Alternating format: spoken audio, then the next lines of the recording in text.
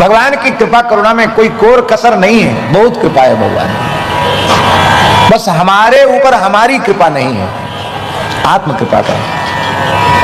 व्यसन मुक्त जीवन होना चाहिए। व्यसन मुक्त जीवन का सूत्र क्या है, बहुत ध्यान से सुने।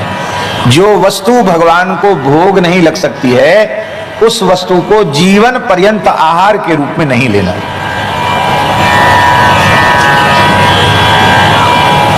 बस इतना ही है व्यसन से मुक्ति।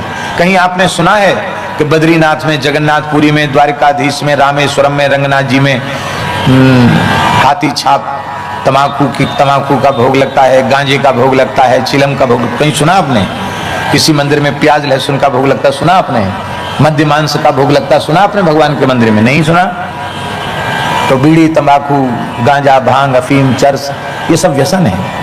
ये बहुत बड़ा पाप है। आप अपने साथ पाप कर रहे हैं। इसका सर्वथा त्याग कर दो और निश्चय करो कि जो शुद्ध सात्विक भगवान को भोग लगा हुआ पदार्थ है वही हम ग्रहण करेंगे।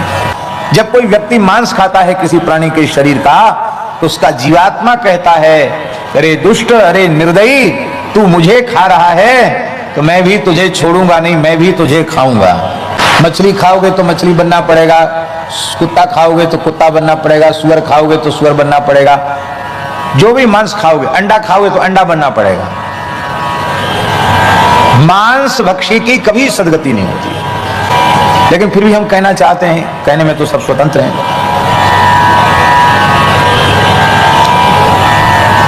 भयंकर मुगल काल में और मुगल काल के भी पहले, बौद्ध काल में, जैनों के काल में, और उसके बाद फिर मुगल काल में, फिर उसके बाद अंग्रेजी शासन में हमारे मूल ग्रंथों में बहुत कुछ परिवर्तन किया गया। हमारे इतिहास में भी परिवर्तन किया गया, हमारे मूल ग्रंथों में भी कुछ न कुछ ऊटपटांग बातें घुसाई गई। अब उनको छांटना बड़ा कठिन है, क्योंकि छांटने के नाम पर झगड़ा शुरू हो जाएगा, सब एक मत हो नहीं पाएंगे। पर अब जो प्रक्षिप्त हो गई हैं, छापा खाने तो थे नहीं, हाथ से पुस्तक लिखवाई जाती थी, और अब हम ही कोई श्लोक लिख करके किसी पुस्तक में अपना रचना किया हो श्लोक लिख दें तो क्या है, आगे 100 साल बाद वही प्रमाण हो जाएगा। इस तरह से तमाम चीजें, क्योंकि जब प्रकरण में मूल पारायण करते करते कोई ऐसी चीज आ जाती जो उस प्रकरण से सर्वथा असंबद्ध है, तो अपने आप समझ में आ जाती कि ये बात ठीक नहीं है।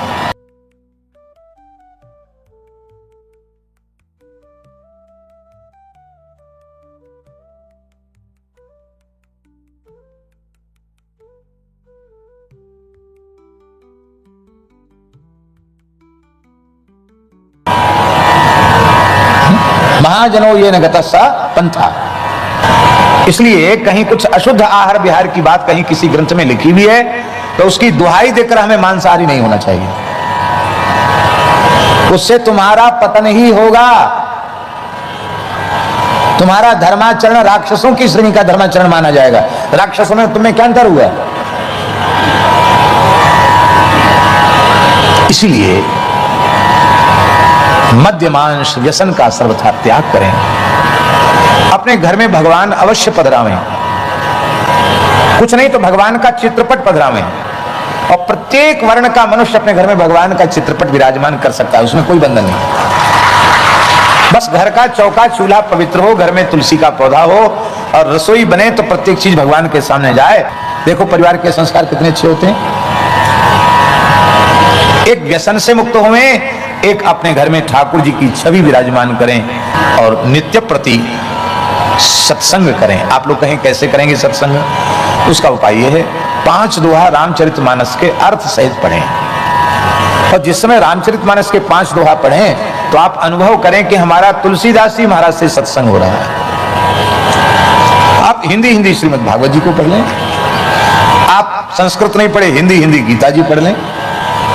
गीता, भागवत, रामायण, संत चरित्र, भक्तमाल, विनय पत्रिका, यह ऐसे ग्रंथ हैं जो प्रत्येक जीव के कल्याण की ही बात बताते हैं। इसमें किसी संप्रदाय का कोई विरोध नहीं है। मनुष्य मात्र के परम कल्याण की बात श्रीमद् भगवद गीता, श्रीमद् भागवत, श्री रामचरितमानस, श्री विनय पत्रिका और श्री भक्तमाल, ये 5 ग्रंथ जीव के कल्याण के लिए पर्याप्त हैं। इन ग्रंथों को अपने घर में रखें और क्रमशः पढ़ें।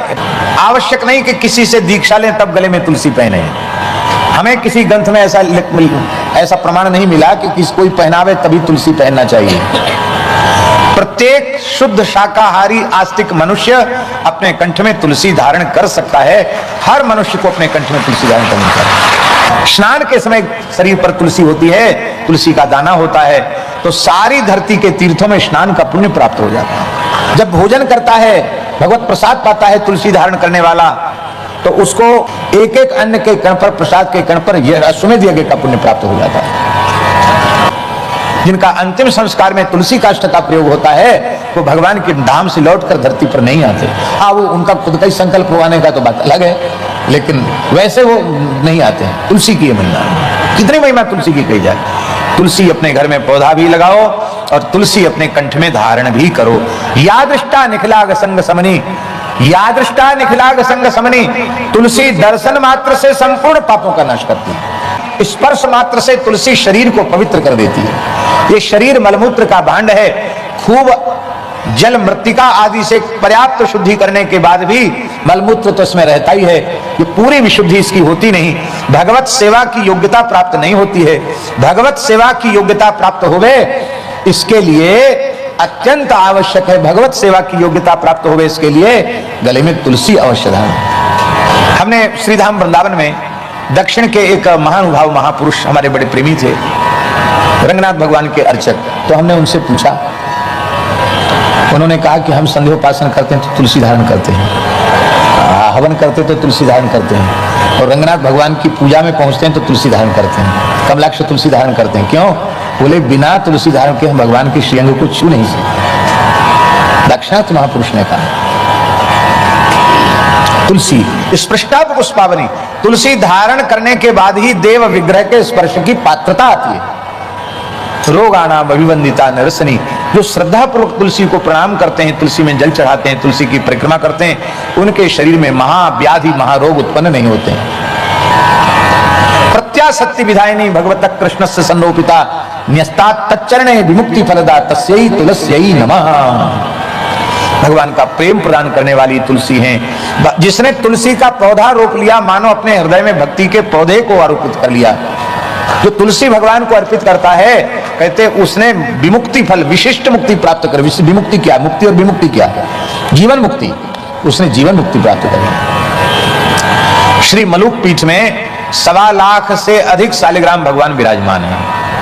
संपूर्ण भारतवर्ष में इतनी बड़ी संख्या में एक जगह शालिग्राम जी कहीं नहीं है। जहां बड़ी संख्या कही जाती है वहां भी पूरी संख्या नहीं है, पर यहाँ 1.25 लाख से भी अधिक शालिग्राम भगवान मलुक पीठ में विराज रहे हैं। इस बार चातुर्मास में उनको 1.25 करोड़ तुलसी अर्पित हुई भगवान नाम को। 1.25 करोड़ तुलसी, और 1.25 करोड़ से ज्यादा हो गई। पहले 1.25 करोड़ का ही लक्ष्य था, लेकिन वो शायद कितना हुई है? 61 लाख, 1 करोड़ 61 लाख के ऊपर हो गए, तो 1.25 करोड़ से ज्यादा ही हो गए। तुलसी भगवान को यहां भी इस उत्सव के लिए पूरा एक बगीचा का बगीचा यहां तुलसी का लगाया गया है। तुलसी की बड़ी भारी महिमा। तुलसी जरूर अपने कंठ में धारण करें, गाय की सेवा करें, माता पिता की सेवा करें। देखो, माता पिता सबसे बड़ा तीर्थ है। साक्षात सीताराम जी हैं, साक्षात राधा कृष्ण हैं, साक्षात लक्ष्मी नारायण हैं, साक्षात उमा महेश्वर हैं। आपका जो भी भाव हो, माता पिता को भगवत रूप मानकर उनकी सेवा करें। ये सब आप यदि करते हैं, आपका जीवन व्यसन मुक्त है, आपका आहार विहार पवित्र है, सत्य सदाचार आपके जीवन में है, नित्य थोड़ा स्वाध्याय करते हैं, नित्य सत्संग करते हैं, गौ ब्राह्मण माता पिता दीन दुखी अतिथि इनकी सेवा करते हैं, तो आपको किसी के पास जाने की आवश्यकता नहीं, आपको कहीं जाने की आवश्यकता नहीं। यहीं रहकर आपका परम कल्याण हो जाएगा। यह शरीर आपका अंतिम शरीर हो जाएगा, यह जन्म आपका अंतिम जन्म हो जाएगा। भगवान के वक्षस्थल में भृगु जी ने पाद प्रहार किया, चरण का प्रहार किया, तो लक्ष्मी जी भगवान से रूठ गई। बोले बताओ, आप ऐसे हो, घर बैठे लोग आपको लात भूसा तक कर जाते हैं और आप मुस्कुराते रहते हो, हमारी बड़ी बेइज्जती होती है। सरस्वती जी पार्वती जी हमको उलाहना देती हैं कि तुम्हारा पति कैसा है, कुटेला है, कुटने पिटने वाला है, कुछ नहीं, खाली क्षमा क्षमा लिए बैठा है। तो हमको लज्जित होना पड़ता है। भगवान बोले क्या करें फिर बताओ देवी? बोले ऐसे नहीं, उनको महात्मा को सबक सिखाओ, अरे राम राम, ब्राह्मणों को संतों को सबक सिखाया जाएगा? क्या कहती हो देवी? का देखो तुम नहीं सिखाओगे सबक तो मैं सबक सिखाऊंगी। मैं अपने पति का तिरस्कार सहन नहीं कर सकती। भगवान बोले तुम्हारी तुम जानो, हम गौ ब्राह्मण संत इनका कभी तिरस्कार हम नहीं कर सकते, कुछ भी करें, क्योंकि ये मेरे पूज्य हैं, मेरे उपास्य हैं, मेरे द्वारा इनके विरुद्ध कभी कोई क्रिया नहीं हो सकती। लक्ष्मी जी ने कहा ये ब्राह्मण जिनको आप इतना मानते हो यही तुम्हारी छाती में लात मारते हैं, तो मैं अब शाप देती हूं ब्राह्मणों को। इतना नाराज थी लक्ष्मी। ये धनहीन हो रहेंगे, इनके पास संपत्ति नहीं रहेगी, ये दरिद्र रहेंगे, भिक्षुक होकर के घूमेंगे। शाप दे दिया।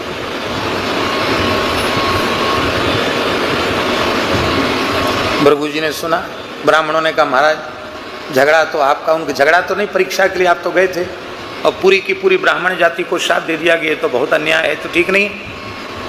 भृगु जी ने कहा अब माता जी ने शाप दे दिया तो दे दिया, कोई बात नहीं, हम उपाय करते हैं। तो उन्होंने एक ज्योतिष शास्त्र बनाया जिसका नाम है भृगु संहिता। एक बाजार में मिलती इतनी मोटी पुस्तक भृगु संहिता, वो भी ठीक किसी अंश में उसका फलादेश भी ठीक है, पर वो मूल भृगु संहिता नहीं है। मूल भृगु संहिता किन्हीं किन्हीं के पास है। भारतवर्ष में गिनी चुनी स्थलों पर भृगु संहिता है। पंजाब में होशियारपुर में पूज्य पंडित श्री अमृतानंद भृगु शास्त्री जी थे, उनके पास भृगु संहिता थी, अभी उनके परिवार में है। पंडित श्री अमृतानंद भृगु शास्त्री जी की गृहिणी माताजी संत ही हैं, वो बहुत नाम जपती हैं, संतों में उनकी अगाध श्रद्धा है, स्वयं संस्कृत की विदुषी हैं और ज्योतिष शास्त्र की विदुषी हैं। श्री पंडित स्नेहलता भृगु शास्त्री अति वृद्ध हैं इस समय, तो वो भी हैं, ज्योतिष की विदुषी हैं। वहाँ है काशी में पंडित श्री गया प्रसाद जी दैवज्ञ थे, उनके यहाँ भृगु संहिता थी। अब उनके यहाँ कोई काम नहीं करता, घर में अभी विराजमान है। हम दर्शन करके आए।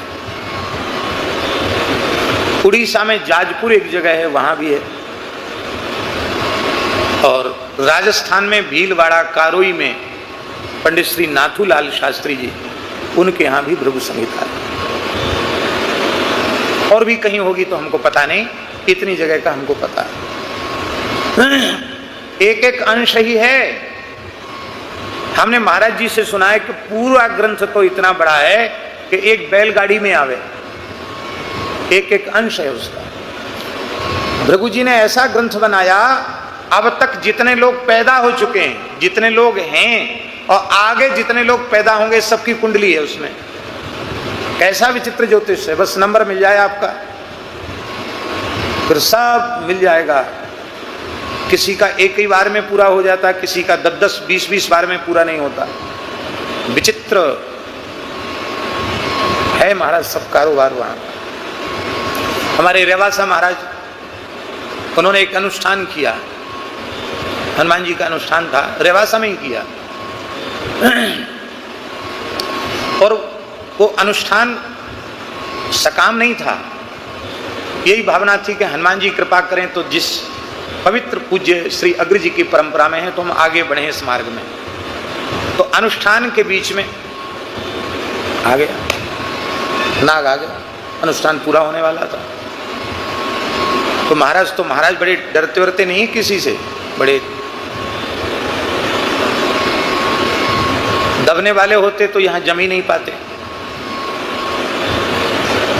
अच्छे हैं। तो अनुष्ठान में थे, लेकिन उन्होंने देखा कि नाग आए तो डंडा उठाया उन्होंने। जैसे ही डंडा उठाया कि वो अंतर्धान हो गया। उनको बड़ा आश्चर्य हुआ कि बिल्कुल सामने से गायब, कैसे गायब हो गए? कमरा तो छोटा सा ही, सामान भी कोई वहां था नहीं कि यहां घुस गया वहां घुस गया, पक्का कमरा, अंतर्धान कैसे हो गया? खैर अनुष्ठान तो पूरा हुआ। अब वो गए कारोई पंडित जी के यहाँ, उन्होंने पोथी अपनी खोली, बोले उन्होंने आपने अमुक मुहूर्त में अनुष्ठान किया था और अमुक समय में इस मुहूर्त में एक नाग आया था, तत्र दंड धारणम, उसमें पोथी में लिखा था, तुमने डंडा उठा लिया। वो नाग नहीं था, वो हनुमान जी थे। यदि स्तुति करते डरते नहीं, डंडा नहीं उठाते, तो वहीं वो प्रकट होकर कृपा कर देने वाले थे, लेकिन आपने डंडा उठा लिया, चले गए। अब ये बताओ आपको कि वो अनुष्ठान यहाँ कर रहे हैं, उनको वहां कैसे पता चला? वो कहते हैं हमारा कोई तंत्र मंत्र नहीं है, पुस्तक में जो लिखा है वो है, भृगु संहिता में जो लिखा मिला वो है। तब भृगु जी ने कहा जिस ब्राह्मण को ज्योतिष शास्त्र का बोध होगा, हमारा शास्त्र का ज्ञाता जो ब्राह्मण होगा, उसके चरणों में तुम्हें लौटना पड़ेगा।